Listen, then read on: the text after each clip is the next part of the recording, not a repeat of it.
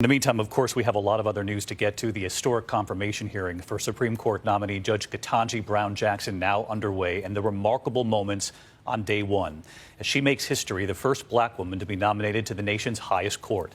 Judge Jackson in her fourth Senate confirmation hearing, getting bipartisan support at her previous confirmations, though there is no guarantee of that in these hearings for the Supreme Court. She is now set to face her toughest questioning yet. All 22 members of the Senate Judiciary Committee making opening statements, Democrats and Republicans today praising her accomplishments, but many of the Republicans then laying out their lines of inquiry, what they plan to ask her about in the coming days. What Judge Jackson said today about her faith, her family, the Constitution, and this country. Her parents there, both school teachers, her father then going to law school, and her husband, Surgeon Patrick Jackson, tearing up when she called him her rock. Their beaming daughters right beside him. Tonight, what does she face next? And ABC's Rachel Scott was in the room on Capitol Hill as history was made today.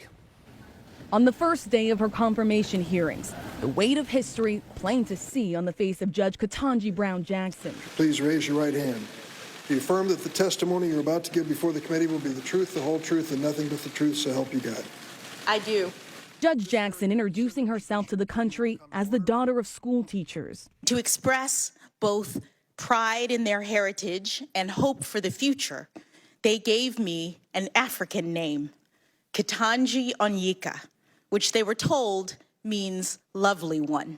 My parents taught me that unlike the many barriers that they had had to face growing up, my path was clearer, so that if I worked hard and I believed in myself in America, I could do anything or be anything I wanted to be.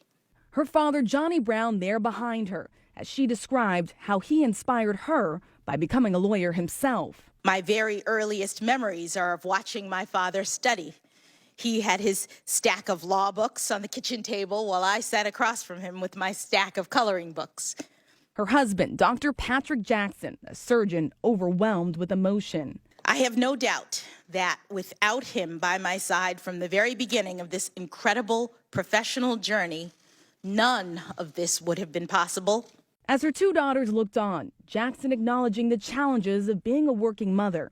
Girls, I know it has not been easy as I've tried to navigate the challenges of juggling my career and motherhood. And I fully admit that I did not always get the balance right.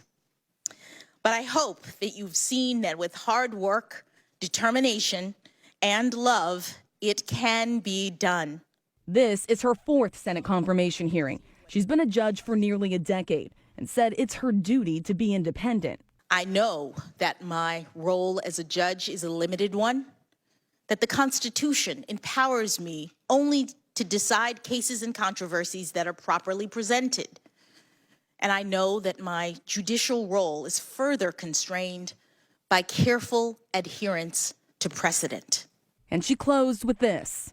I have dedicated my career to ensuring that the words engraved on the front of the Supreme Court building, equal justice under law, are a reality and not just an ideal.